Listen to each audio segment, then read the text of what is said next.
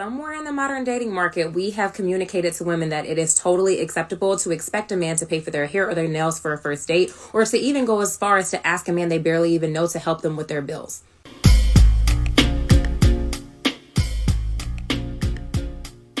There's a content creator by the name of Eliane. Now, she did a video called 4 Red Flags That All Men Should Notice About Women. All right, ladies, I might ruffle some feathers with this one. Ruffle the feathers. Let's go. But here are 4 major red flags that all men notice in women.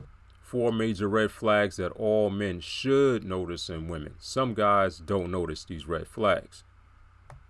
Let's go. Number 1, non-reciprocal energy. You hear a lot of women in the dating market saying when the right man comes along, you will not have to try. And although it's true that you won't have to try too hard, there's a difference between not trying too hard and not trying at all. You don't have to be thirsty. You don't have to come off desperate, but no man wants to be pursuing a woman that they feel is not giving them the same kind of energy in return.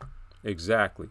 And that comes off as being arrogant, emotionally unavailable, disinterested, disrespectful, and a lot of times a man would push back like, oh man, she's not interested. And then the woman, that'll just be her personality. It'll be a subconscious thing and she doesn't even realize she's doing it. Number 2, unrealistic financial expectations. Somewhere in the modern dating market, we have communicated to women that it is totally acceptable to expect a man to pay for their hair or their nails for a first date, or to even go as far as to ask a man they barely even know to help them with their bills. And some women ask men to pay for their gas or transportation on the first date. Come on. Feeling entitled to lavish treatment or financial assistance from a man that you barely even know that's still trying to get to know you is an extremely unrealistic expectation. And social media has done a really bad job of making modern women think that that behavior is normal. Those ratchet content creators, they're the ones that's making it seem like it's okay. Let me be clear. There's nothing wrong with wanting a man who's financially solid, but no man wants to feel like they're your walking ATM. And remember what Joan Jay said about this subject topic.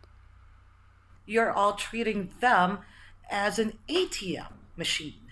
Like, money coming out.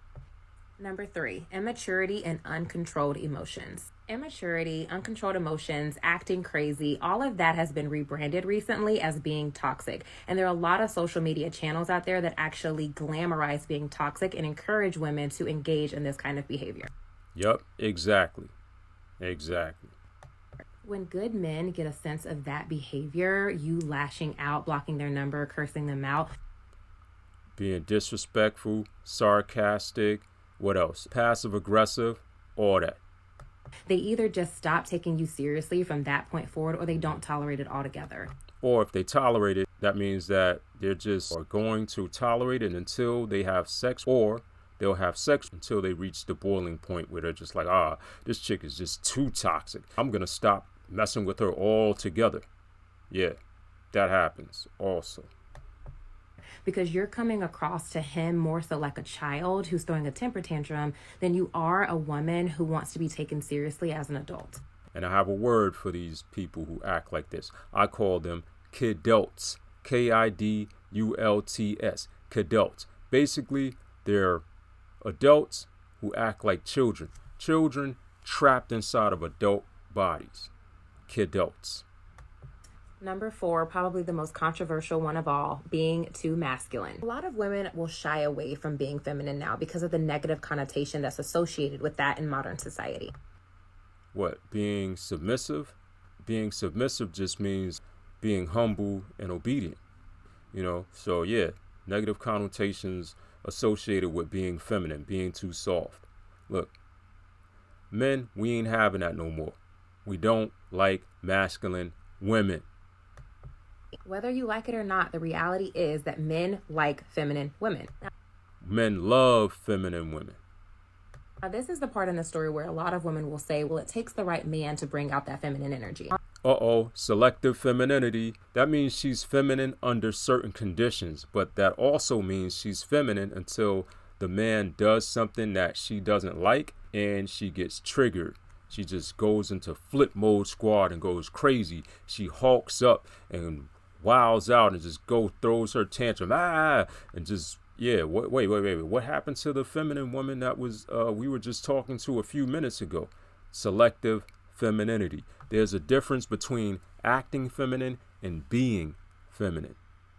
There's a total difference. Acting feminine is a masculine woman. She's wearing a femininity mask. Being feminine is a woman who's feminine inside her core. She is feminine. Yeah. But a lot of these modern women, they're just acting feminine. They're not really feminine.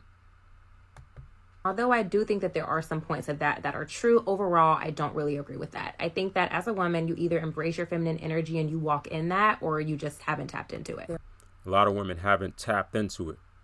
That's bottom line. They haven't tapped into it. They don't want to tap into it. They're too scared to tap into it. Most of these women are just, they don't want to be feminine because they associate it with being weak. There are so many women in the modern dating market who have hardened themselves to steal because of the negative experiences that they've had with men.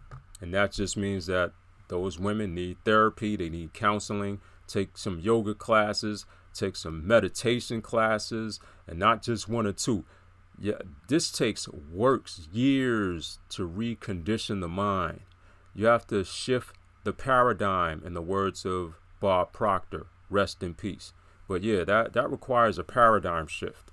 Instead of acting feminine, modern women need to learn how to be feminine. And that's going to take a lot of work. And guess what? Us good men, we not waiting around. Nah, we ain't waiting. Blocking your feminine energy is often a defense mechanism for a lot of women so that they don't get hurt in the future. But don't let the experiences of the past turn you bitter. Exactly. Why bring your past to the present? That does you no good. Look, the thing about the past is we learn from our past to make us better people. Don't let your past turn you into a negative person. That's all it is. The reality is, ladies, that there are two sides to every coin. And if we're going to talk about the bad traits of men, we also have to acknowledge and take accountability for the bad traits we have in ourselves. Facts. Anyway, what you guys think? Leave a comment below, and I'll see you next time.